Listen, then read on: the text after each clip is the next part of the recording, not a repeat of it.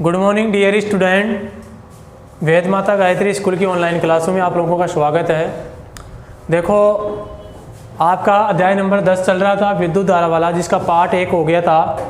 Part 1 हमने देख लिया था। क्या क्या देख लिया था? विद्युत धारा के बारे में देख लिया था, विद्युत धारा का मात्रक देख लिया था, उसके सूत्र देख लिए थे, उसका मापन देख लिया था, एमीटर की सहायता से किया जाता है, और एमीटर को किसी की सहायता से किस क्रम में जोड़ा जाता है, श्रेणी क्रम में जोड़ा जाता है, ये सब हमने देख ली थी। फिर इसके बाद में विभव और विभवांतर के बारे में देखा था। फिर हमने कुछ यंत्र पढ़े थे, उनके प्रतीक पढ़े थे। आज इस पार्ट में हम देखेंगे ओम के नियम से। तो हेडिंग डाल लीजिए ओम का नियम, और वेरी इंपॉर्टेंट है, यहाँ से क्वेश्चन बनता है, बड़ा क्वेश्चन भी बन सकता है यहाँ से।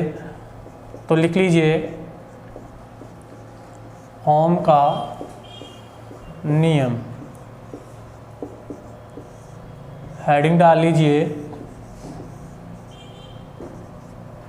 ओम का नियम। क्या डालेंगे भाई? ओम का नियम। देखो भाई, ओम का नियम होता क्या है, ध्यान से सुनेंगे। कोई चालक तार है, क्या है? चालक तार है। तो किसी चालक तार की यदि भौतिक अवस्थाएं क्या हैं? स्थिर हैं। क्या हैं? स्थिर हैं।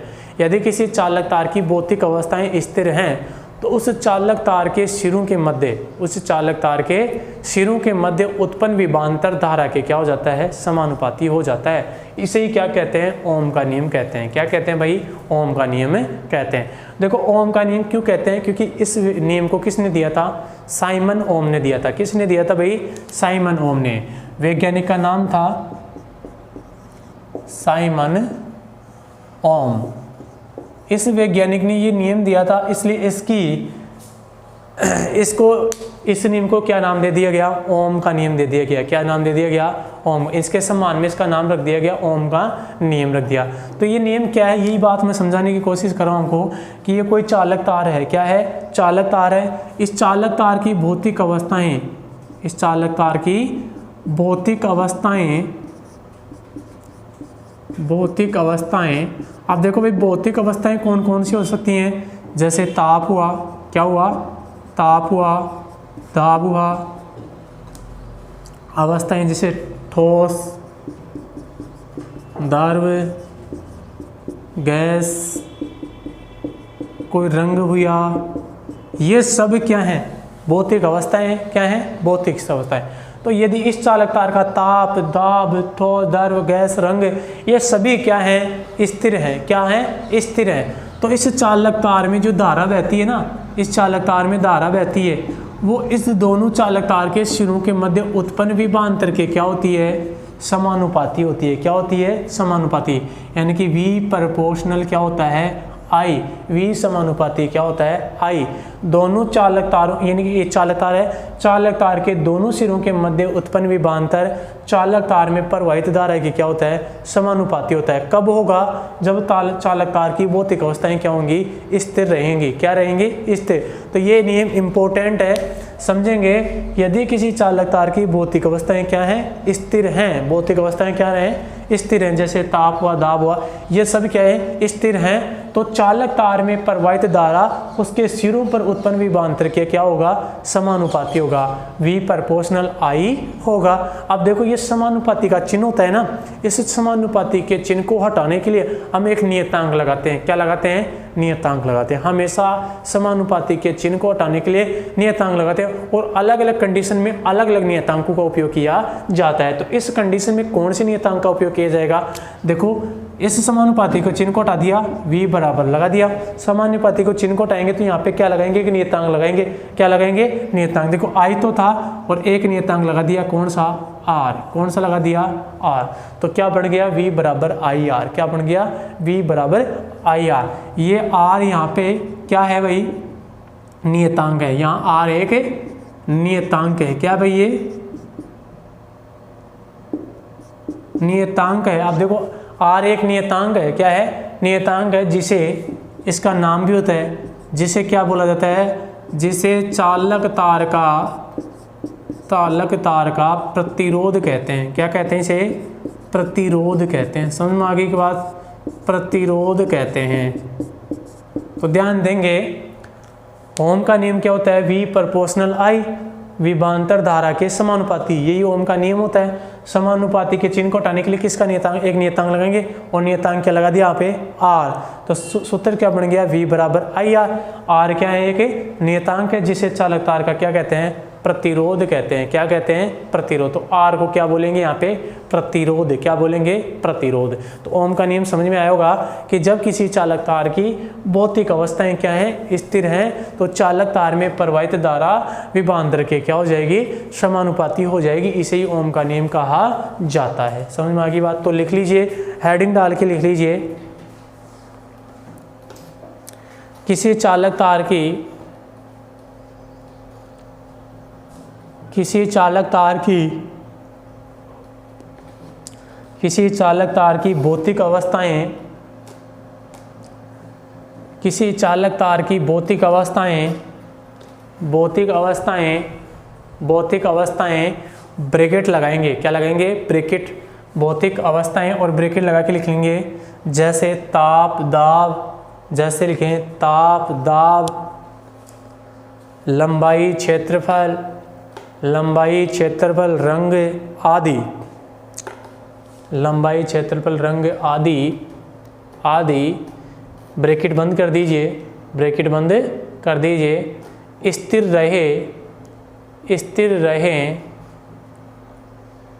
रहें तो उसके सिरों के मध्य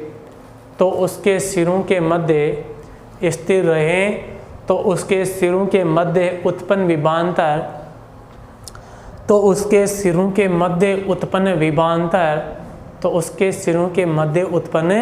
विभवांतर प्रवाहित धारा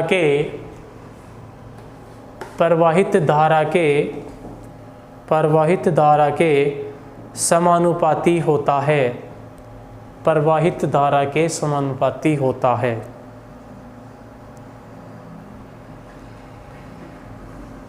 प्रवाहित धारा के समानुपाती होता है। समझ में आ गई कि बात यहाँ तक क्लियर है। ओम का नियम लिख लिया, परिभाषा लिख लिया। नीचे लिखो V प्रोपोर्शनल I, लिखो V प्रोपोर्शनल I, प्रोपोर्शनल का चिन्ह लगा देंगे, V समानुपाती बोलते हैं इसको, V समानुपाती I लिख लिया। नीचे लिख दो V बराबर IR, V बराबर IR लिख दिया।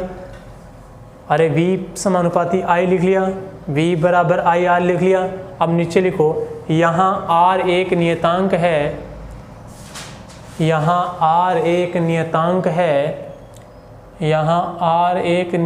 है, क्या है भाई, नियतांक है जिसे चालक तार का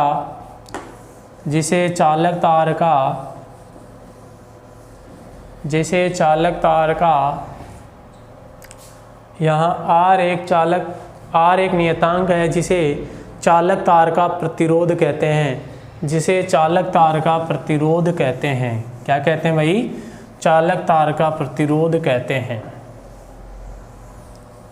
जिसे चालक तार का प्रतिरोध कहते हैं। समझ में आई बात। अब देखो यहाँ से देखेंगे, वैसे तो प्रतिरोध के बारे में विस्तार से पढ़ेंगे आगे, लेकिन यही बता देता हूँ। जो प्रतिरोध देखो हमने सूत्र पढ़ा V बराबर IR, पढ़ा क्या पढ़ा, ध्यान से सुनेंगे। V बराबर क्या पढ़ा, IR। R क्या है यहाँ पे, प्रतिरोध। देखो अगर ये I इसके बटे में चला जाए तो इधर क्या बच जाएगा, R बच जाएगा। तो मैं इसको ऐसे लिख सकता हूँ कि R बराबर V बटा I लिख सकता हूँ। क्या, अरे लिख सकते हैं ना हम इसको, R बराबर क्या लिख सकते हैं, V बटा I। अब R का यहाँ से क्या निकाल सकते हो आप, मात्रक भी निकाल सकते हैं। क्या निकाल सकते हैं, मात्रक। ध्यान देंगे V का मात्रक क्या होता है, V क्या है, विभवांतर। एक बार पहले समझ लो इसको, बाद में नोट करवा दूंगा मैं इसे। देखो R बराबर क्या पढ़ा, V बटा I, क्या पढ़ा, V बटा I। V क्या है यहाँ पे, विभवांतर, और विभवांतर का मात्रक क्या पढ़ा था हमने, अभी पढ़ा था पिछले पार्ट में। V बराबर क्या पढ़ा, वोल्ट, और I का मात्रक भी पढ़ लिया इसी पार्ट में। क्या होता है, अरे क्या होता है, एम्पियर। तो देखो R का मात्रक क्या हो गया, वोल्ट पर एम्पियर। और याद रखेंगे इस वोल्ट पर एम्पियर को क्या बोला जाता है, ओम। क्या बोला जाता है, ओम। तो इसके बराबर इसको क्या बोला जाता है, ओम बोला जाता है। क्या बोला जाता है भाई, ओम। और ओम का प्रतीक देख लेना कैसे होता है, ऐसे बना के, ऐसे ध्यान देंगे भाई, ये ओम का प्रतीक होता है, ध्यान देंगे। तो अभी देखो एक बार सुन लीजिए मेरी बात, कि V बराबर क्या होता है आई आर, तो R बराबर क्या हो जाएगा V बटा आई, R बराबर क्या हो जाएगा V बटा आई। ये क्या हो गया प्रतिरोध, तो प्रतिरोध का मात्रक क्या आ गया ओम आ गया, क्या आ गया ओम। तो ये ऐसे कैसे लिख लीजिए V बराबर आई आर तो लिख लिया था, नीचे लिख लीजिए R बराबर V बटा आई, R बराबर क्या लगोगे V बटा आई, V बटा आई लिख लिया। अब लिख लो मात्रक इसका ओम, मात्रक क्या लिख लो इसका ओम। देखो इसका मात्रक ओम के समान में क्या रख दिया गया ओम ही रख दिया गया, क्या रख दिया गया ओम। तो ओम किसका मात्रक होता है प्रतिरोध का मात्रक होता है, किसका मात्रक होता है भाई प्रतिरोध का। तो प्रतिरोध का मात्रक क्या होता है ओम। इन सभी के मात्रक आप याद रखेंगे, जैसे मैंने बताया था आपको वहाँ पे कार्य का मात्रक क्या बताया था जूल, ऊर्जा का मात्रक भी क्या बताया था जूल, शक्ति का मात्रक क्या बताया था वाट, क्या बताया था वाट। यहाँ पे मैंने विद्युत धारा का मात्रक आपको बताया एम्पियर, विभव और विभवांतर का मात्रक क्या बताया वोल्ट, और आवेश का मात्रक क्या बताया कूलाम, और यहाँ पे प्रतिरोध का मात्रक क्या बताया ओम। इन सभी को आप याद रखेंगे, मात्रक कई बार पूछा करता है। तो यहाँ तक क्लियर है क्या ओम। अब यहाँ से देखो एक ओम की परिभाषा पूछा करता है कि एक ओम को परिभाषित कीजिए, जैसे हमने पढ़ा था ना एक जूल को परिभाषित कीजिए, पढ़ा था एक जूल को, या एक एम्पीयर को परिभाषित कीजिए, पढ़ा था ना 11 पार्ट में पढ़ा था एक जूल को परिभाषित कीजिए। इसी लेसन में इसी पहले पार्ट में पढ़ा था एक एम्पीयर को परिभाषित कीजिए, पढ़ा था। तो यहाँ भी हम पढ़ सकते हैं, किसका बात कर रहा हूँ मैं, एक ओम को परिभाषित कीजिए। देखो एक ओम को परिभाषित करेंगे तो यहाँ से हेडिंग लगा लेंगे इसी के अंदर एक ओम की परिभाषा।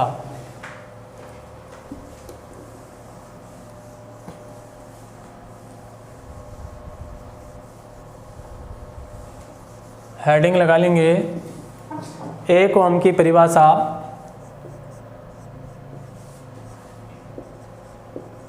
एक ओम की परिभाषा। देखो भाई एक ओम की परिभाषा कैसे हो जाएगी, अगर आपने एक एम्पियर की परिभाषा अच्छी तरह से समझी है ना तो यहाँ भी समझने वाली बात है। देखो अभी हमने सूत्र पढ़ा है कौन सा कि R बराबर क्या होता है V बटा आई, ये होता है ना। यदि मैं ये बोलूँ कि V का मान भी कितना हो 1 और I का मान भी कितना हो 1, तो R का मान कितना आ जाएगा 1, और 1 ही हमारे को लाना है, सही है। तो देखो लिखेंगे यदि, वही बात है, यदि V का मान कितना हो 1 वोल्ट, कितना हो 1 वोल्ट, और I का मान कितना हो 1 एम्पियर, कितना हो 1 एम्पियर, तो क्या हो जाएगा, तो R बराबर कितना हो जाएगा 1 ओम हो जाएगा, कितना आ जाएगा 1 ओम आ जाएगा। तो R बराबर 1 ओम आएगा, सही बात है, क्योंकि 1 में 1 का भाग देंगे कितना आ जाएगा, अरे आपको पता है कि 1 में 1 का भाग देंगे कितना आ जाएगा 1 आ जाएगा। तो पहले तो इसे नोट कर लीजिए R बराबर V बटा आई, यदि V बराबर 1 वोल्ट और I बराबर 1 एम्पीयर हो तो R बराबर कितना आ जाएगा 1 ओम। बात मैं ये कर रहा हूँ, यदि किसी चालक तार की बात कर रहा हूँ, किसकी बात कर रहा हूँ, ये कोई चालक तार है, इस चालक तार में धारा कितनी प्रवाहित कर रहे हैं आप, कितनी धारा प्रवाहित करें 1 एम्पीयर की धारा। यदि आप इस चालक तार में 1 एम्पीयर की धारा प्रवाहित करते हैं और इसके सिरों के मध्य जो विभवांतर वो कितना उत्पन्न हो 1 वोल्ट का हो, 1 वोल्ट का हो, तो इसका जो प्रतिरोध होगा वो भी कितना होगा 1 ओम होगा। कितना होगा भाई 1 ओम होगा, समझ में आ गई। यदि इस चालक तार में 1 एम्पीयर की धारा प्रवाहित करने पर 1 वोल्ट का विभवांतर उत्पन्न होता है तो कि जो प्रतिरोध होता है वो भी कितना हो जाएगा 1 ओम होगा, कितना होगा 1 ओम। तो नीचे इसकी परिभाषा लिख लीजिए, क्या लिख लीजिए परिभाषा लिखो, यदि किसी चालक तार में, यदि किसी चालक तार में, यदि किसी चालक तार में 1 एम्पीयर की धारा, यदि किसी चालक तार में 1 एम्पीयर की धारा, 1 एम्पीयर की धारा प्रवाहित करने पर, यदि किसी चालक तार में 1 एम्पीयर की धारा प्रवाहित करने पर, 1 एम्पीयर की धारा प्रवाहित करने पर उसके सिरों पर, उसके सिरों पर 1 वोल्ट का विभवांतर उत्पन्न होता है, उसके सिरों पर 1 वोल्ट का विभवांतर उत्पन्न होता है, उसके सिरों पर 1 वोल्ट का विभवांतर उत्पन्न होता है, 1 वोल्ट का विभवांतर उत्पन्न होता है तो उस चालक तार का प्रतिरोध उस चालक तार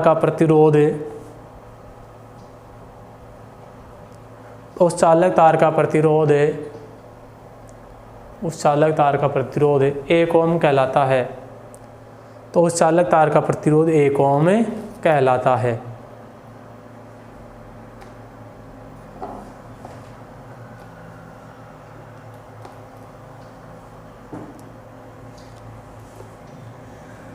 अब आगे हेडिंग डालेंगे ओम के नियम का प्रायोगिक सत्यापन।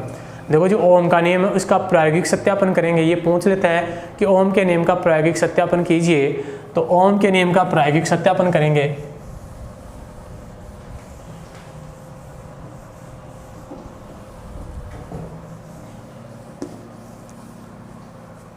हेडिंग डाल लीजिए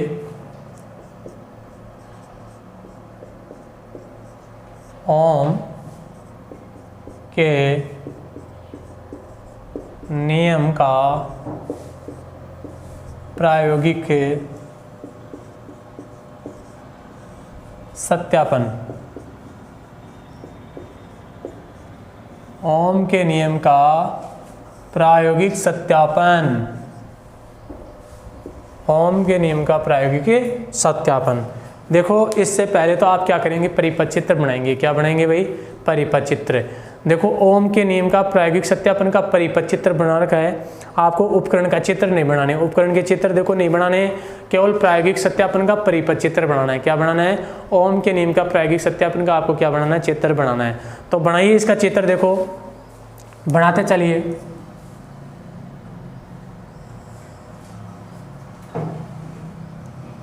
अपनी किताब में अच्छी तरह से भी देख के आराम से बना सकते हैं आप, आराम से बनाएंगे इसको। ये आपकी बैटरी होगी, ये आपकी कुंजी हो गई, समझ गए। पहले बना चुके हैं ये चित्र। और ये आपका धारा नियंत्रक बना देंगे यहाँ पे। क्या बना देंगे, धारा नियंत्रक बना देंगे यहाँ पे। क्या बना देंगे, धारा नियंत्रक।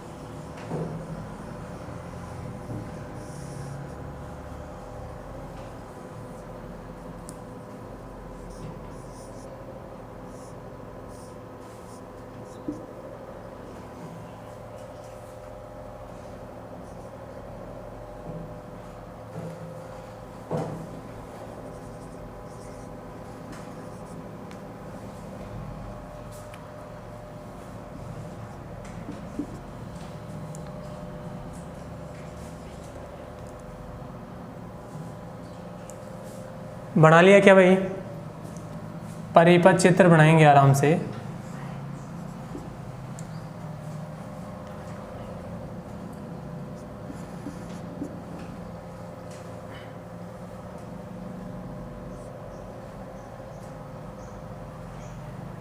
बना लीजिए।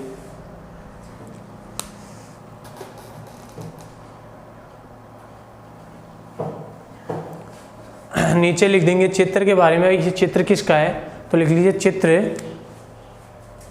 नीचे लिख देंगे इसके बारे में कि चित्र किसका है, चित्र ओम के नियम का प्रायोगिक सत्यापन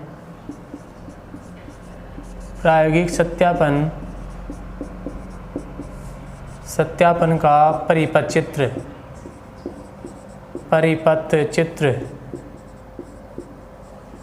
देखो भाई क्या है, ओम के नियम का प्रायोगिक सत्यापन का परिपथ चित्र है ये। ओम के नियम का प्रायोगिक सत्यापन का क्या ये परिपथ चित्र है। क्या है? परिपथ चित्र है। तो ये परिपथ चित्र आपको बनाना है।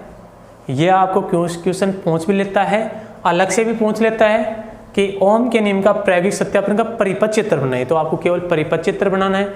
अगर आपको सत्यापन करवाता है तो फिर पूरी डिटेल लिखनी है इसके बारे में, इसके आगे ग्राफ भी बनेगी, वो ग्राफ भी बनाएंगे। ठीक है भाई। तो देखो क्या है, सबसे पहले तो इस चित्र के बारे में लिखेंगे। क्या लिखेंगे? इस चित्र के बारे में लिखेंगे। देखो चित्र में क्या है, यहाँ पर बैटरी बी, क्या है? बैटरी बी, कुंजी क्या है? के, धारा नियंत्रक क्या है? RH, और एमीटर क्या है? एक एमीटर है जो धारा को नापने का काम करता है। इन सभी को तो क्या करते हैं हम, श्रेणी क्रम में जोड़ दिया। किस क्रम में जोड़ दिया? श्रेणी क्रम। और इस चालक तार में देखो इस वोल्टमीटर को किससे जोड़ दिया? ध्यान देंगे, इसको समांतर क्रम में जोड़ेंगे। वोल्टमीटर को किस में जोड़ेंगे? समांतर क्रम में जोड़ेंगे। कौन से क्रम में? समान। ये पहले लिखा चुका हूं मैं कि वोल्टमीटर जो होता है ना, वोल्टमीटर उसको कौन से क्रम में जोड़ते हैं? समांतर क्रम में। तो इसको तो समांतर क्रम में जोड़ देंगे और बाकियों को किस में जोड़ देंगे आप? श्रेणी क्रम में जोड़ देंगे। ये बैटरी है, ये कुंजी है, ये एमीटर हो गया। क्या हो गया? एमीटर। ये वोल्टमीटर है, ये क्या है? चालक तार है। ये क्या है? चालक तार है। ये धारा जा रही है और ये धारा नियंत्रक है, कुंजी है, बैटरी है। सबके बारे में आप जानते हैं। तो लिखा दें इस चित्र के बारे में, लिख लीजिए नीचे। ओम के नियम को समझने के लिए, ओम के नियम को समझने के लिए चित्र के नीचे लिखेंगे भाई। ओम के नियम को समझने के लिए, ओम के नियम को समझने के लिए, ओम के नियम को समझने के लिए, ओम के नियम को समझने के लिए चित्र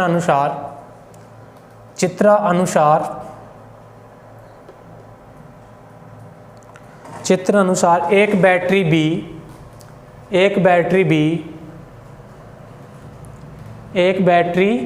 बी कोमा लगाते लिखेंगे। एक बैटरी बी, धारा नियंत्रक RH, धारा नियंत्रक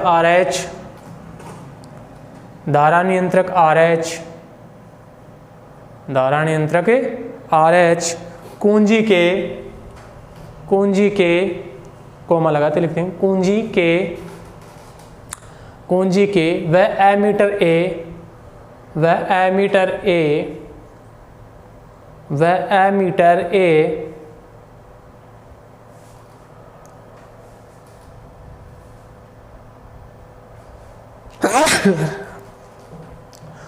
एमीटर ए को श्रेणी क्रम में जोड़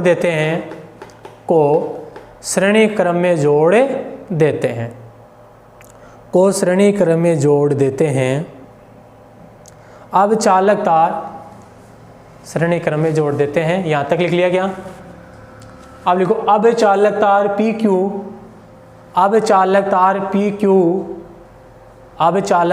PQ, हाँ इसमें कंटिन्यू लिखते जाएंगे। अब चालक तार PQ को वोल्टमीटर के समांतर क्रम में जोड़ देते हैं। अब चालक तार PQ को वोल्टमीटर के समांतर क्रम में जोड़ देते हैं। अब चालक तार PQ को वोल्टमीटर के समांतर क्रम में जोड़ देते हैं। तो ये बात आपको समझ में आई क्या? आ गई बात समझ में? आप देखो इसका सत्यापन कैसे करेंगे, नीचे लिखेंगे कैसे, पहले समझ लो। इसमें क्या किया जाता है, अलग अलग मान की क्या प्रवाहित की जाती है? धाराएं प्रवाहित की जाती हैं। क्या प्रवाहित की जाती हैं? धाराएं। जैसे एग्जाम्पल के 2 एम्पेयर की धारा प्रवाहित की, 3 एम्पेयर की, 4 एम्पेयर की, फिर 5 एम्पेयर की, ऐसे अलग अलग मान की क्या प्रवाहित की जाती है? धाराएं। और अलग अलग मान की धाराएं प्रवाहित करेंगे तो इस चालक तार का प्रतिरोध भी क्या आएगा? अलग अलग आएगा। क्या आएगा? अलग अलग आएगा। आएगा क्या? अलग अलग मान की धाराएं प्रवाहित करेंगे तो चालक तार का प्रतिरोध भी क्या आएगा? अलग अलग आएगा। अब इन सभी मानों के मध्य एक ग्राफ खींचते हैं। क्या खींचते हैं? एक ग्राफ खींचते हैं तो वो ग्राफ कैसा प्राप्त होता है, एक सरल रेखा में प्राप्त होता है। कैसा प्राप्त होता है, सरल रेखा में प्राप्त होता है, जिसका अर्थ क्या होता है कि प्रतिरोध धारा के क्या होता है, समानुपाती होता है। और यही क्या होता है, ओम का नियम। तो इस प्रकार से इसका क्या हो जाएगा, सत्यापन हो जाएगा। क्या हो जाएगा, सत्यापन। कैसे, इसमें अलग अलग मान की क्या प्राप्त करेंगे हम, धारा प्राप्त करेंगे, और अलग अलग क्या प्राप्त करेंगे, प्रतिरोध प्राप्त करेंगे। देखो ये क्यों लगाया एमीटर, यहाँ पे एमीटर इसलिए लगाया कि जो धारा प्राप्त करेंगे, धारा को कौन नापेगा, अरे धारा को कौन मापेगा, एमीटर। कौन मापेगा, एमीटर। अब जैसे ही धारा प्राप्त करेंगे तो विभवांतर भी प्राप्त होगा, तो विभवांतर को कौन मापेगा, वोल्टमीटर। कौन मापेगा, वोल्टमीटर। इसलिए लगाए, ये समझ में आ गई। तो धारा के मानों को तो माप लेगा एमीटर, और विभवांतर के मानों को कौन माप लेगा, वोल्टमीटर। इन सभी मानों के मध्य हम ग्राफ खींचते हैं। क्या खींचते हैं, ग्राफ। अरे मैथ में ग्राफ खींचते हो ना, दो मानों के।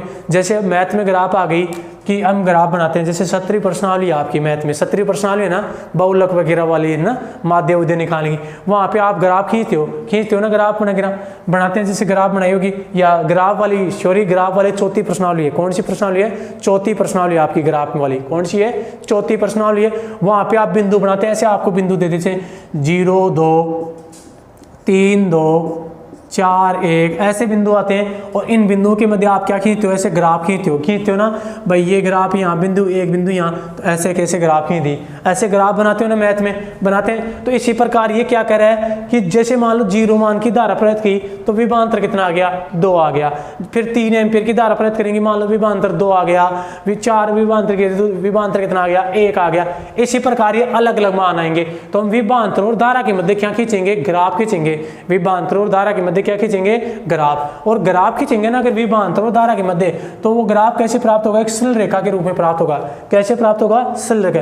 यानी कि जैसे जैसे धारा बढ़ेगी वैसे वैसे विभवांतर बढ़ेगा, जैसे जैसे विभवांतर बढ़ेगा वैसे वैसे धारा भी बढ़ती जाएगी। इसका मतलब क्या हुआ कि विभवांतर और धारा एक दूसरे के क्या है, समानुपाती हैं। एक दूसरे के क्या है, समानुपाती। अगर विभवांतर बढ़ेगा तो धारा बढ़ेगी, विभवांतर घटेगा तो धारा भी घटेगी। एक दूसरे के क्या है, वो समानुपाती हैं। और यही क्या है, ओम का नियम है। ओम ने भी तो यही बताया था, कि विभवांतर क्या होता है, धारा का है समानुपाती। तो यहाँ पे ये क्या हो जाता है, सिद्ध हो जाता है। क्या हो जाता है, सिद्ध हो जाता है।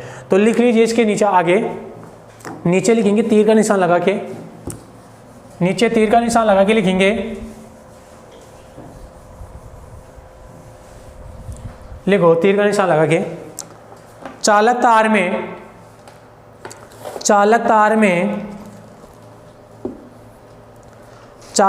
में विभिन्न मान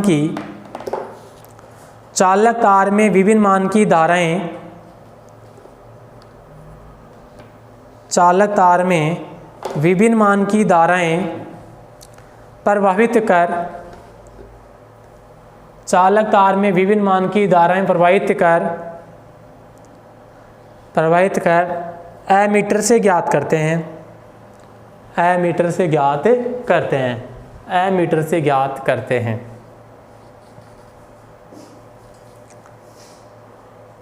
इन सभी धाराओं के संगत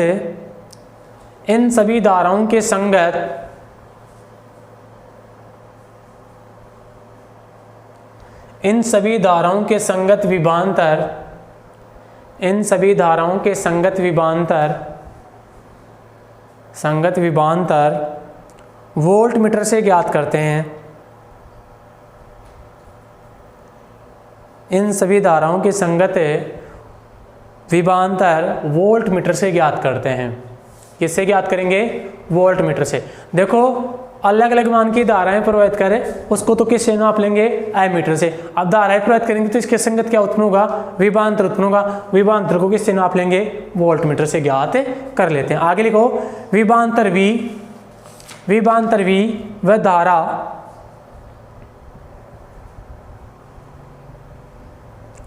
विभवांतर V व धारा I के मध्य, व धारा के I, ऐसे लिखो, विभवांतर V व धारा I, विभवांतर V व धारा I के अलग अलग मानों के मध्य, विभवांतर V व धारा I के अलग अलग मानों के मध्य, अलग मानों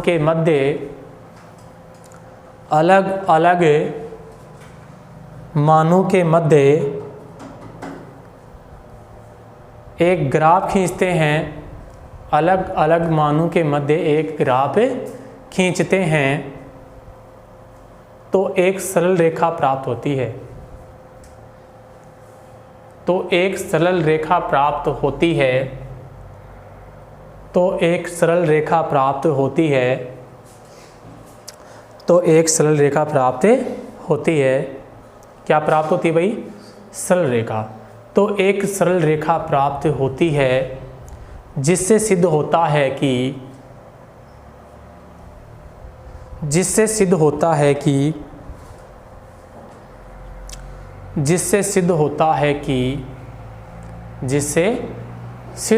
है कि उत्पन्न विभवांतर जिससे सिद्ध होता है कि उत्पन्न विभवांतर जिससे सिद्ध होता है कि उत्पन्न विभवांतर धारा के समानुपाती होता है। धारा के समानुपाती होता है। उत्पन्न विभवांतर धारा के समानुपाती होता है। धारा के समानुपाती होता है। यही ओम का नियम है। यही ओम का नियम है। ये भी लिख लीजिए आगे, यही ओम का नियम है। आप देखो ग्राफ बनाएंगे। क्या बनाएंगे?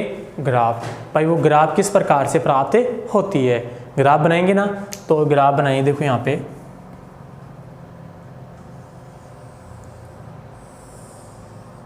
ऐसे बना लेंगे अपनी किताब से। एक तरफ तो क्या ले लेंगे? अरे एक तरफ तो आप विभवांतर ले लेंगे, एक तरफ क्या ले लेंगे? धारा ले लेंगे। दोनों के मध्य बनाएंगे। तो लिख लीजिए, जैसे यहाँ पे ले लिया मैंने धारा। क्या ले ली? धारा। तो लिख लीजिए जैसे ये तो धारा होगी आपकी आई। इधर तो इधर क्या हो जाएगा? विभवांतर। ये भी हो गया आपका विभवांतर। इन दोनों के मध्य आप क्या खींचेंगे? ग्राफ खींचेंगे। क्या खींचेंगे? ग्राफ। तो एक सरल रेखा प्राप्त होती है। कैसी प्राप्त होती है? ऐसी प्राप्त हो जाएगी एक सरल रेखा। सीधी की सीधी बना देंगे पुट्टे से, स्केल से बना देंगे सीधी की सीधी। ये समान अंतर पर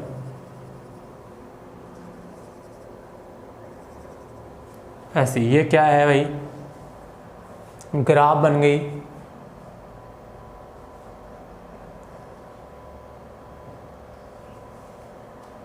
बन गई क्या? ग्राफ। नीचे लिख देंगे इसके नीचे भाई ये किसकी ग्राफ है? तो लिख लीजिए V व I के मध्य चित्र V व I के मध्य ग्राफ। चित्र V व I के मध्य ग्राफ। क्या लिखा? चित्र V व I के मध्य ग्राफ। लिख लिया कि भाई देखो भाई यहाँ से क्वेश्चन किस प्रकार से पूछेगा? 3-4 प्रकार से यहाँ से क्वेश्चन आ सकते हैं भाई। देखो कैसे आ सकते हैं। अगर बड़ा क्वेश्चन आएगा यहाँ से, क्या आएगा? बड़ा क्वेश्चन 4 नंबर का। तो बड़ा क्वेश्चन एक ही क्वेश्चन बन गया कि ओम के नियम का प्रायोगिक सत्यापन कीजिए।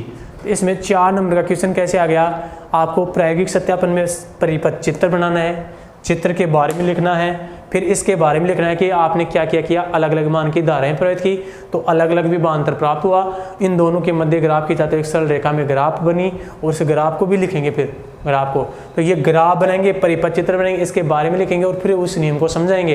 तो 4 नंबर का क्वेश्चन हो गया। 4 नंबर का क्वेश्चन हो गया। कितने नंबर का क्वेश्चन हो गया? 4 नंबर का क्या हो गया? ये क्वेश्चन हो जाता है ऐसे बड़ा। अगर छोटा क्वेश्चन यहाँ से पूछेगा तो क्या पूछेगा कि ओम के नियम के प्रायोगिक सत्यापन का परिपथ चित्र बनाइए। 1 नंबर का क्या पूछेगा? ओम के नियम का प्रायोगिक सत्यापन का परिपथ चित्र बनाइए। तो आपको केवल ये चित्र बनाना है, ये प्रायोगिक सत्यापन का परिपथ चित्र। दूसरा क्वेश्चन ये पूछ ले कि ओम के नियम से V व I के मध्य ग्राफ बनाइए। क्या बनानी है आपको? V और I के मध्य। तो आपको केवल ग्राफ बनानी है। क्या बनानी है आपको? केवल ग्राफ बनानी है। समझ में आ रही है के बाद? तो ये ग्राफ भी आप आसानी से बना सकते हैं। 2019 की बात करूं मैं तो 2019 में ये ग्राफ पूछी थी। क्या पूछी थी? ग्राफ पूछी थी यहाँ से कि ओम के नियम से V व I के मध्य ग्राफ बनाइए, 1 नंबर की पूछी थी ये ग्राफ, तो आपको ये ग्राफ बनानी थी, वहाँ पे क्या बनानी थी, ग्राफ बनानी थी। तो इस प्रकार से बड़ा क्वेश्चन यहाँ पे छोटे क्वेश्चन किस प्रकार से पूछ सकता है ये आपको मैंने बता दिया है। तो ये ओम के नियम का क्या हो गया, प्रायोगिक सत्यापन हो गया। क्या हो गया भाई, प्रायोगिक सत्यापन हो गया है। अब आगे पढ़ेंगे हम, आगे प्रतिरोध, हेडिंग डाल लीजिए प्रतिरोध।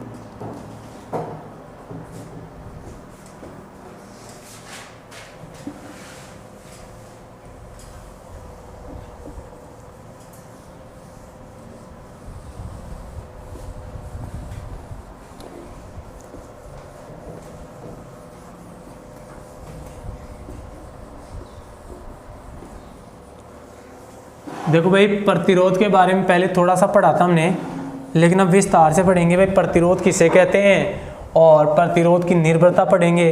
भाई प्रतिरोध किस किस पर निर्भर करता है ना, तो यहाँ पे लिख लीजिए प्रतिरोध, हेडिंग डाल लीजिए प्रतिरोध।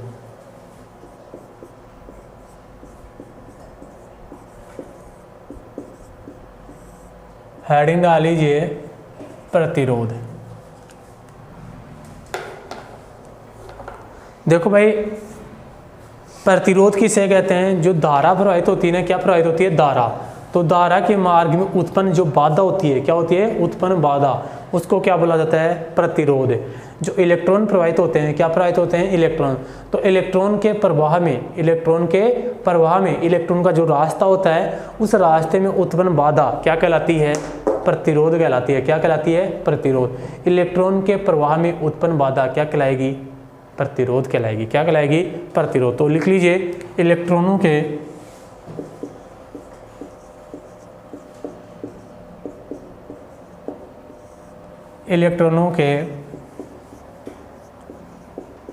प्रवाह में उत्पन्न बाधा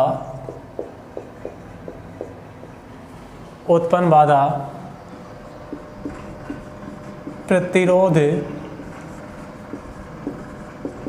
कहलाती है। इलेक्ट्रॉन के प्रवाह में उत्पन्न बाधा प्रतिरोध कहलाती है। क्या कहलाती है, प्रतिरोध। इसका मात्रक भी पढ़ लिया था, सूत्र भी पढ़ा था, वहाँ पे दोनों चीज़ें पढ़ी थी। दोबारा लिखना चाहें तो लिख लीजिए। सूत्र तो क्या पढ़ा था, R बराबर V बटा I। क्या पढ़ा था, R बराबर V बटा I। मात्रक क्या पढ़ा था, मात्रक क्या पढ़ा था इसका, ओम। क्या पढ़ा था भाई, ओम पढ़ा था कि ये चीज़ें। तो लिख लीजिए, दोबारा लिखना चाहें तो प्रतिरोध का सूत्र तो हो जाएगा R बराबर V का मतलब क्या होता है, विभवांतर। क्या होता है, विभवांतर। I का मान क्या होता है, विद्युत धारा। तो विभवांतर बटा विद्युत धारा क्या हो जाएगा, प्रतिरोध हो जाएगा। और मात्रक क्या हो जाएगा इसका, ओम। क्या हो जाएगा, ओम। तो इसे क्या कहते हैं, प्रतिरोध कहते हैं। क्या कहते हैं भाई, प्रतिरोध कहते हैं। समझ में आई ये बात। आप पढ़ेंगे प्रतिरोध की निर्भरता। क्या पढ़ेंगे, प्रतिरोध को प्रभावित करने वाले कारक या प्रतिरोध की निर्भरता। तो हेडिंग डाल लीजिए आगे, प्रतिरोध को प्रभावित करने वाले कारक।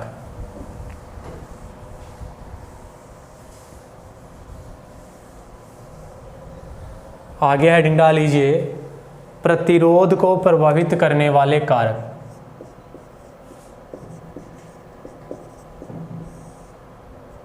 प्रतिरोध को प्रभावित करने वाले कारक। प्रतिरोध को प्रभावित करने वाले कारक। प्रतिरोध को प्रभावित करने वाले कारक। सबसे पहला 1 नंबर पे लिखेंगे चालक तार की लंबाई। चालक तार की लंबाई। देखो भाई, प्रतिरोध की निर्भरता पढ़ रहे हैं। क्या पढ़ रहे हैं भाई, हेडिंग डाल लीजिए प्रतिरोध की निर्भरता। और सबसे पहला लिखेंगे चालक तार की लंबाई। भाई जो प्रतिरोध होता है वह चालक तार की लंबाई पर किस प्रकार से निर्भर करता है। तो याद रखेंगे प्रतिरोध चालक तार की लंबाई के क्या होता है, समानुपाती होता है। क्या होता है, समानुपाती। जैसे जैसे चालक तार की लंबाई बढ़ती जाएगी वैसे वैसे प्रतिरोध बढ़ता जाएगा। तो लंबाई, जितना ज़्यादा लंबा तार होगा उसका उतना ही प्रतिरोध ज़्यादा होगा। समझ में आ रही बात? जितना ज़्यादा लंबा तार होगा उतना ही ज़्यादा क्या होगा, उसका प्रतिरोध होगा। क्या होगा? प्रतिरोध। प्रतिरोध तो हानिकारक है। प्रतिरोध क्या है भाई? मार्ग में बाधा डालता है। नहीं, ये क्या डालता है? मार्ग में बाधा। तो बाधा तो हमारे को डलानी नहीं है, नहीं डलानी ना। तो तार कैसा होना चाहिए? छोटा होना चाहिए। कैसा होना चाहिए? छोटा। क्योंकि अगर वो तार लंबा होगा तो उसका प्रतिरोध उतना ही ज़्यादा होता रहेगा और वो उतनी ही ज़्यादा क्या डालेगा? मार्ग में बाधा डालेगा, इसलिए हमारे पास करंट नहीं आ पाएगा। तो इसलिए छोटे तार होने चाहिए। क्या होने चाहिए? छोटे तार। समझ में आ गई बात? तो चालक तार की लंबाई के क्या होता है? प्रतिरोध समानुपाती होता है। समझ में आ गई कि बात यहाँ तक क्लियर है? आपको पूछ ले कि प्रतिरोध की चालक तार की लंबाई पर निर्भरता बताइए, तो आप लिखेंगे कि प्रतिरोध चालक तार की लंबाई के समानुपाती होता है। प्रतिरोध चालक तार की लंबाई की क्या होता है? समानुपाती होता है। समझ में आ गई बात? जैसे जैसे आप लंबाई बढ़ाते चलेंगे वैसे वैसे आप प्रतिरोध भी बढ़ता हुआ चलेगा। इनके मध्य ग्राफ खींचते हैं तो ग्राफ भी कैसी प्राप्त होती है? एक सरल रेखा में प्राप्त होती है। वो ग्राफ भी बनाएंगे। पहले लिख लीजिए, आप लिखो प्रतिरोध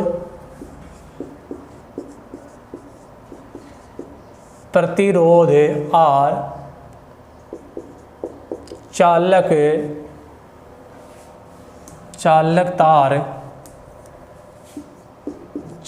तार की लंबाई, चालक तार की लंबाई, और लंबाई को किससे लिखते हैं भाई? एल से। चालक तार की लंबाई, प्रतिरोध और चालक तार की लंबाई के समानुपाती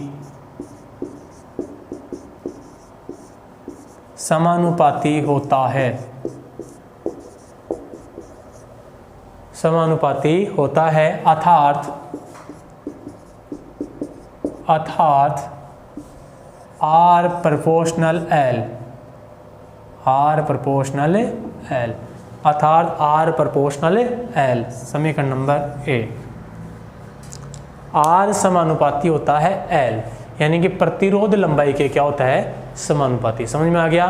तो प्रतिरोध लंबाई के क्या होता है? समानुपाती होता है। समझ में आ गई भाई? जैसे जैसे लंबाई बढ़ेगी प्रतिरोध भी बढ़ेगा। ठीक है भाई? ज्यां को तार हो लो लंबाई में, व्यां को भी को प्रतिरोध हो जाए लो। समझ में आ गई बात? आगे लिखो, प्रतिरोध व लंबाई के बीच ग्राफ खींचने पर, प्रतिरोध व लंबाई के बीच ग्राफ खींचने पर, प्रतिरोध व लंबाई के बीच ग्राफ खींचने पर, प्रतिरोध व लंबाई के बीच ग्राफ खींचने पर, प्रतिरोध व लंबाई के बीच ग्राफ खींचने पर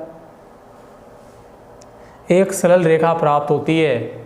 क्या प्राप्त होती है? एक सरल रेखा प्राप्त होती है। क्या प्राप्त होती है भाई? सरल रेखा प्राप्त होती है। इसकी ग्राफ बना लेंगे।